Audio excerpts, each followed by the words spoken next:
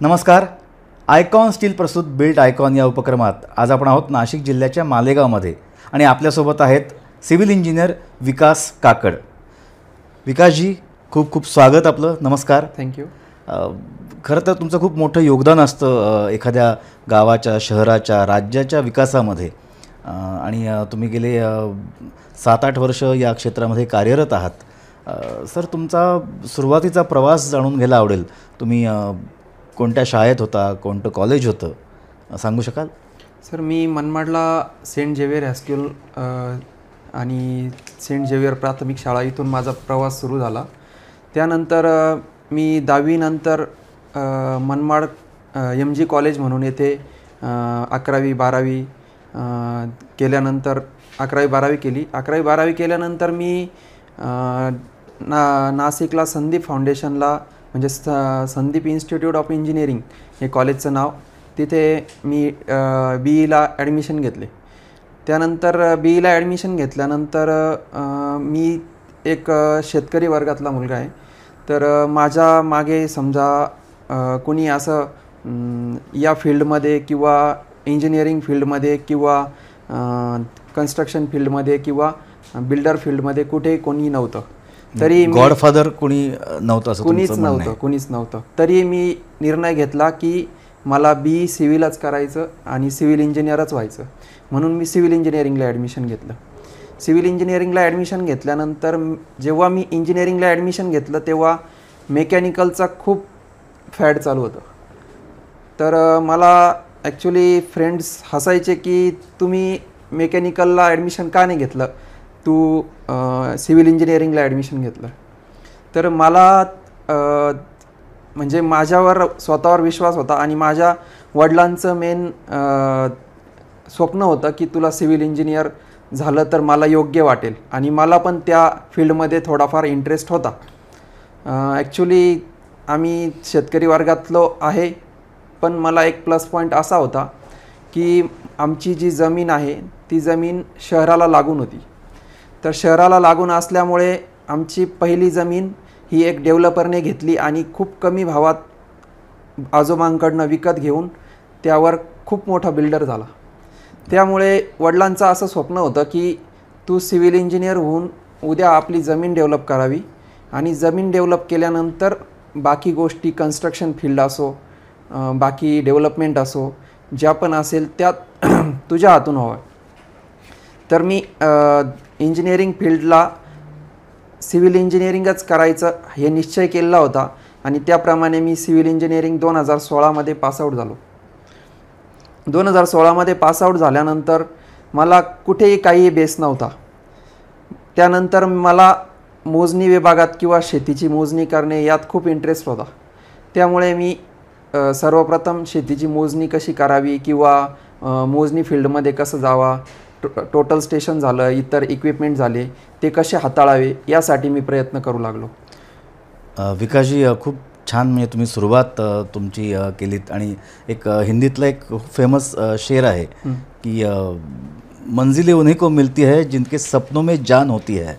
नक्कीच. पंख से कुछ नहीं होता, हौसलों से उडान होती है. बस.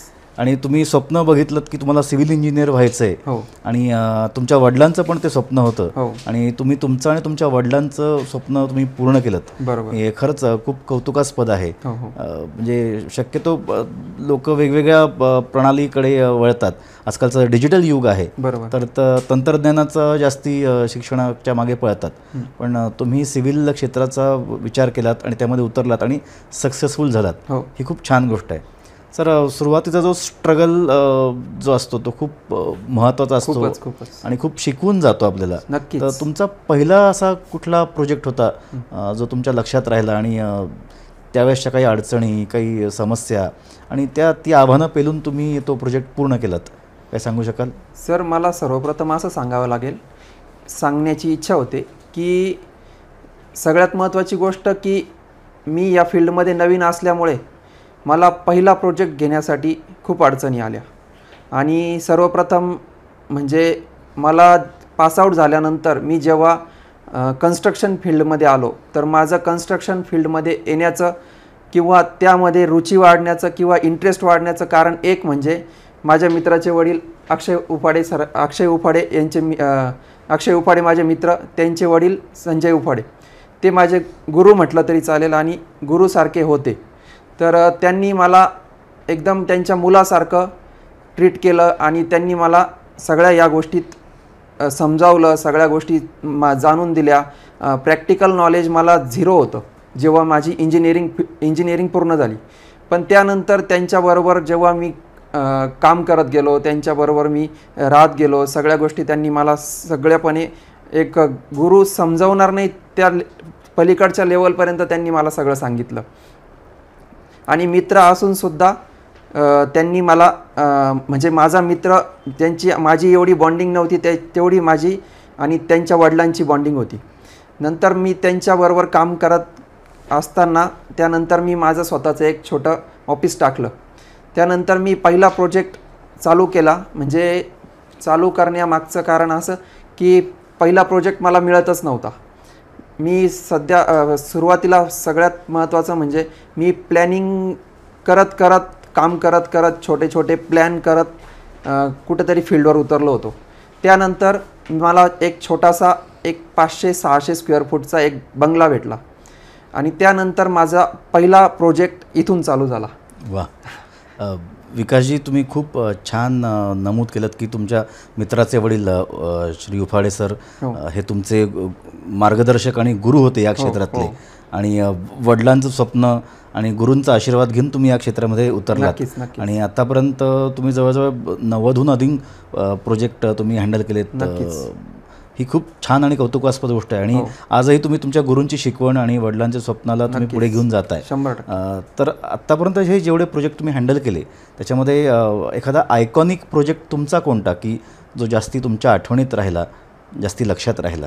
सर, मी कसं आहे, मी प्रायव्हेट फील्डमध्ये काम करतो. म्हणजे प्रायव्हेट बंगलो असो, प्रायव्हेट रो हाऊस असो, त्यामध्ये काम करतो. आणि म्हणजे आपण एखाद्या ओनरचं काम घ्यायचं आणि ते काम विथ मटेरियल पूर्ण करून द्यायचं, हे आमचं रेग्युलर काम सध्या चालू असतं. पण मी मागील वर्षीच एक प्रोजेक्ट केला जो तुमच्याकडे त्याचे फोटोज वगैरे मी शेअर केलेत. तर एक छोटासा प्रोजेक्ट होता, 2 BHK बंगलो होता. तर तो बंगलो मी केला. त्या बंगलोमध्ये मी स्वतः प्लॉट घेतला, स्वतः तो कन्स्ट्रक्ट केला, स्वतः पैसे लावून कन्स्ट्रक्ट केला. तर त्यात मला फ्रीडम होतं की मी किती क्वालिटी द्यायची, काय द्यायची, किती लो बजेटचं काम करायचं, किती चांगलं काम करायचं. पण मी एकच ठरवलं होतं आणि माझ्या गुरूंची एकच शिकवण होती की जे पण करायचं चांगलं करायचं. तर मी प्रत्येक म्हणजे मोठ्या बिल्डिंगला ज्याप्रमाणे काम करतात की प्रत्येक स्टील वगैरे, स्टीलची क्वालिटी चेक करायची, कॉन्क्रीटची क्वालिटी चेक करायची, ब्रिकवर्क्सची क्वालिटी चेक करायची, सगळ्या गोष्टीची क्वालिटी चेक करून मी तो बंगला हे केला. तर हे सर्व करत असताना मला कुणाचाही दबाव नव्हता, काही नव्हतं. असं काम करताना मला खूप चांगलं वाटलं आणि तो प्रोजेक्ट मी खूप चांगला केला असं मला आतून मनातून विश्वास आहे. आणि तो प्रोजेक्ट पण खूप सुंदर झाला सर. खूप छान आठवण सांगितली. काय असतं सर, त्यामध्ये ना आपल्याला कुठेही दबाव नसतो की या प्रकारचं काम करायचं, हे मटेरियल वापरायचं, ह्याच कंपनीचं मटेरियल वापरायचं. सगळं काही आपला फ्रीडम असतो. बरोबर. आणि त्याप्रमाणे जर काम झालं सर, तर ते काम खूप सुबक आणि खूप सुंदर आणि खूप मजबूत होतं, हे मला सांगायचं सर. नक्कीच. म्हणजे आजकालचा जो म्हणतो ना की एक रेसचा जमाना आहे आणि स्ट्रेसचा जमाना आहे, पण ते सगळं जुगारून तुम्ही शांतपणे, प्रामाणिकपणे तुम्ही तो पहिला प्रोजेक्ट आणि तुमचा आयकॉनिक प्रोजेक्ट पूर्ण केला. खूप छान. आता तुम्ही मगाशी सांगितलं की मी मटेरियल निवडताना तुमचे निकष असतात की त्याची क्वालिटी पाहिजे चांगली, त्याची कॉस्ट पण चांगली पाहिजे, जी क्लायंटला परवडेल. बरोबर. आणि तर नाण्याची जी दुसरी जी बाजू असते ते म्हणजे असतात आपले अकुशल कामगार. बरोबर. तर त्यांच्याबरोबर काम करताना किंवा साईटवर त्यांच्याबरोबर कधी कधी धोका निर्माण होऊ शकतो, काही अपघात होऊ शकतो. तर तो शक्यतो होऊ नये, तो टाळण्यासाठी तुम्ही काय अवलंब करता, तुम्ही काय प्रिकॉशन्स घेता? सगळ्यात महत्त्वाचं सर कसं आहे माहिती आहे का, अकुशल कामगार आणि कुशल कामगार यामध्ये तर फरक सांगण्याचं काही कारणच नाही आहे. ते सर्वांना माहीत असतं. पण कुशल कामगार जे काम करू शकतात ते अकुशल कामगार नाही करू शकत. पण कुशल कामगार जे काम करतात त्यांना सगळ्यात महत्त्वाची गोष्ट आहे सेफ्टी. त्यांनी जर सेफ्टी बाळगली नाही तर कुठलाही अपघात होऊ शकतो, ते कितीही कुशल असले तरी. त्यामुळं मला एकच सांगायची इच्छा आहे की कोणतंही काम कुशल कामगार किंवा अकुशल कामगार असो, त्यांनी विथ इक्विपमेंट आणि सेफ्टी ही बाळगलीच पाहिजे. विकासजी, तुम्ही एका शेतकरी कुटुंबातून आलेला आहात. म्हणजे म्हणतो ना की मातीत पाय रोवून तुम्ही कायम केलेला आहे आणि आतासुद्धा तुमचा संपर्क माती, सिमेंट, वाळू या सगळ्याशी आहे. बरोबर. तर एवढ्या मोठ्या प्रवासानंतर तुमचं एक तरुण सिव्हिल इंजिनियर म्हणून एक व्हिजन काय आहे की येत्या 10-15 वर्षात तुम्ही तुमच्या गावाचा, शहराचा, जिल्ह्याचा विकास कसा पाहता? सर, मी शेतकरी कुटुंबातला असल्याकारणाने ना, मी फार मोठा इंजिनियर आज रोजी आहे असं म्हणू शकत नाही, किंवा मी फार मोठ्या घराण्यातून आहे असं म्हणू शकत नाही, किंवा एक तरुणाला सुरुवात करण्यासाठी खूप मोठा पैसा, खूप मोठं भांडवल मिळालं पाहिजे किंवा खूप मोठा आधार मागून पाहिजे असं कुठेच गरज नसते. मी माझ्यावरून सांगतो. मी जेव्हा सुरुवात केली तेव्हा माझा घरचा बॅकग्राऊंड होता, पण माझ्याकडे भांडवल हे कुठल्याच प्रकारचं नव्हतं. आणि सर्वांना एक माहिती आहे की जर सिव्हिल क्षेत्रात किंवा कॉन्ट्रॅक्टर क्षेत्रात जर उतरायचं असेल तर घरचं भांडवल किंवा घरचा पैसा या गोष्टी खूप गरजेच्या असतात. पण मी एक खूप छोट्या कामापासून, खूप छोट्या याच्यापासून सुरुवात केली आणि मी कुठल्याही प्रकारचा शिक्षणाव्यतिरिक्त वडिलांकडनं किंवा कोणाकडनं आधार घेतला नाही किंवा मला गरज पण वाटली नाही. पण माझं एकच सांगणं आहे नवीन युवकाला किंवा या फील्डमध्ये जे काम करणार आहे त्यांना, की तुम्ही फक्त तुमचं काम कसोटीने, जिद्दीने आणि प्रामाणिकपणे करा. तुम्हाला यश हे नक्कीच मिळणार. सर, आणि तुम्ही याच्यामध्ये प्रशासनाची जी जबाबदारी आहे किंवा त्यांचा जो सहभाग आहे, तर त्याबद्दल तुमचे काय विचार आहेत किंवा प्रशासनाकडनं अजून काय आपल्याला मदत मिळू शकते, मिळायला हवी, जेणेकरून सर्वांगीण विकास होईल आपल्या गावाचा, शहराचा आणि राज्याचा? सर, सगळ्यात महत्त्वाची गोष्ट तुम्हाला सांगतो. आम्ही आज रोजी काम करतो आहे, तर काम करण्याच्या ठिकाणी जिथे नगरपालिका असेल, नगरपालिका हद्दीतील कन्स्ट्रक्शन असेल, कॉलनी असेल, तर सगळ्यात महत्त्वाचा किडा आज रोजी छोट्या गावांना किंवा नगर परिषदेच्या ठिकाणी जो लागलेला आहे ते अतिक्रमण. तर हे अतिक्रमण आज रोजी नगरपालिकेने, नगर परिषदेने लोकांना करून नाही दिले पाहिजे, हे महत्त्वाची गोष्ट आहे सर. आज कसं आहे सर की लोकांनी त्यांचा प्लॉट सोडून रोडवर काही काम, कंपाऊंड वगैरे काही आपलं शिफ्ट करतात. तर त्यामुळे रोडची साईज कमी होते, कॉलनीची डिमांड कमी होते. आज 4 व्हीलर वगैरे जाण्यासाठी पण लोकांना खूप वेळेस विचार करावा लागतो की इथे 4 व्हीलर घेऊन जावी का नाही जावी, मोठी गाडी घेऊन जावी की नाही जावी. आणि इतर ठिकाणी कन्स्ट्रक्शन बाकी असलेले प्लॉट्स रिकामे असतात, तिथे पण आमच्यासारख्या कॉन्ट्रॅक्टर्सला, इंजिनियर्सला, आर्किटेक्ट्सला यांना खूप अडचणी येतात, खूप प्रॉब्लेम फेस करावं लागतात. त्यामुळे नगर परिषदेने किंवा शासनाने सगळ्यात महत्त्वाचं अतिक्रमणावर खूप मोठा हे दिलं पाहिजे, भर दिलं पाहिजे, त्याच्यावर भर दिला पाहिजे, खूपच लक्ष दिलं पाहिजे माझं मत आहे. विकासजी, आता आपण पुढच्या प्रश्नाकडे आणि शेवटच्या प्रश्नाकडे खरं तर वळू. पण तत्पूर्वी मला एक सांगा की आयकॉन स्टील तुम्ही तुमच्या कुठल्या बांधकाम क्षेत्रामध्ये किंवा साहित्यामध्ये वापरलेलं आहे आतापर्यंत? नक्कीच वापरलेलं आहे. आणि मी तुम्हाला बोललो ना की मी जो आयकॉनिक प्रोजेक्ट केला, तर त्यामध्ये नक्कीच मला आयकॉन स्टीलची जी क्वालिटी आणि स्ट्रेंथ ही नक्कीच मला खूप चांगली वाटली. ओके. आयकॉन स्टीलने मला स्वतः सरांनी, तुमचे जे इंजिनियर्स आहेत त्यांनी स्वतः मला क्वालिटी वगैरे चेक करून दिली, तर स्ट्रेंथ चेक करून दिली. इतर स्टीलपेक्षा, किंवा मी नाव नाही घेत, पण जे पण स्टील असेल त्या पलीकडे, तर खूपच चांगली क्वालिटी होती सर. सर, म्हणजे तुमच्या म्हणजे त्याची कॉस्ट, त्याची क्वालिटी म्हणा, कॉस्ट पण बजेटमध्ये आणि क्वालिटी पण बजेटमध्ये, सगळ्या गोष्टी बजेटमध्ये होत्या सर. सर त्याची सर्व्हिस लेवल म्हणजे तुमच्या दृष्टीने कशी होती की म्हणजे ऑन टाईम डिलिव्हरी म्हणा किंवा मार्केटमध्ये त्याची उपलब्धता म्हणा, तर या बाबतीत तुमचा काय अनुभव होता?